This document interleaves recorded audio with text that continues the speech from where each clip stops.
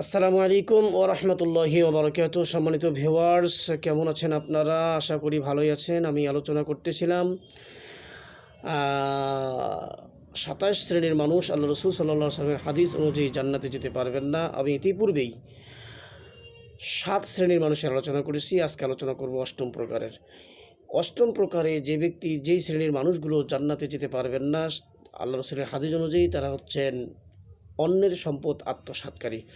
অন্যের সম্পদ আত্মসাৎকারী ব্যক্তিরা জান্নাতে যেতে পারবেন না। এই ব্যাপারে আল্লাহ রাব্বুল আলামিন কোরআনুল কারীমের অসংখ্য জায়গায় কথা বলেছেন। তার মধ্যে সূরা আন-নিসা এর ২৯ নম্বর আয়াতেও আল্লাহ রাব্বুল আলামিন বলেন, ইয়া আইয়ুহাল্লাযীনা আমানু লা তাকুলু আমওয়ালাকুম বাইনাকুম বিল বাতিলি ওয়া তুদলু বিল বাতিলি ইল্লা আন তাকুনা তিজারাতান আন তারাদিম মিনকুম। আল্লাহ রাব্বুল আলামিন বলেন যে, হে ঈমানদার বান্দাগণ, তোমরা একে অপরের সম্পদ অন্যায়ভাবে গ্রাস করবে না, এবং যদি তোমরা একে অপরের সম্মতিক্রমে যে ব্যবসা বাণিজ্য করো সেটা ভিন্ন কথা। আল্লাহ রাব্বুল আলামিন এর দ্বারা বান্দাদেরকে হুঁশিয়ারি দিয়ে দিয়েছেন যে তোমরা অন্যের সম্পদ আত্মসাৎ করতে পারবে না। আইনের পেছে ফেলে অনেকে অন্যের সম্পদ নিজস্ব করে নেয়, অথচ সে জানে যে এই সম্পদটা তার নয়। এ ব্যাপারেও আল্লাহ রাব্বুল আলামিন সূরা আল বাকারা এর ১৮৮ নম্বর আয়াতে নিষেধাজ্ঞা জারি করেছেন। আমরা সম্ভব হলে দেখে নেব, কারণ ভিডিওটি লম্বা হবে আরও বেশি কিছু বললে। সম্মানিত ভিউয়ার্স, অন্যের সম্পদ আত্মসাৎকারী ব্যক্তি কিয়ামতের মাঠে তাদেরকে হিসাব দিতে হবে।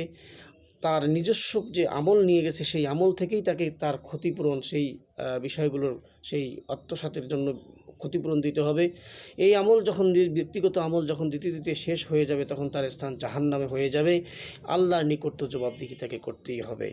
এ ব্যাপারে আল্লাহ রাসূল সাল্লাল্লাহু আলাইহি ওয়াসাল্লামের একটি হাদিস হযরতে খাওলা আনসারী রাদিয়াল্লাহু তাআলা আনহু বর্ণনা করেন। তিনি বলেন, সামি'তু রাসূলুল্লাহি সাল্লাল্লাহু আলাইহি ওয়াসাল্লাম ইয়াকুলু আন্না রাজুলান ইয়াতাখাওয়াদুনা ফি মালিল্লাহি বিগাইরি হক ফালাহুমুন নারু ইয়াওমাল কিয়ামা।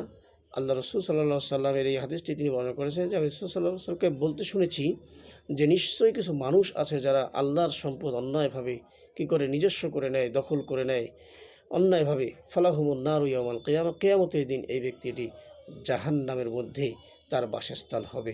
সুতরাং আমরা অন্যায়ভাবে সম্পদ গ্রাস করা থেকে বিরত থাকার চেষ্টা করব। আল্লাহ রাব্বুল আলামিন আমাদেরকে অন্যের সম্পদ অন্যায়ভাবে আত্মসাৎ করার থেকে বিরত থাকার তৌফিক দান করুক।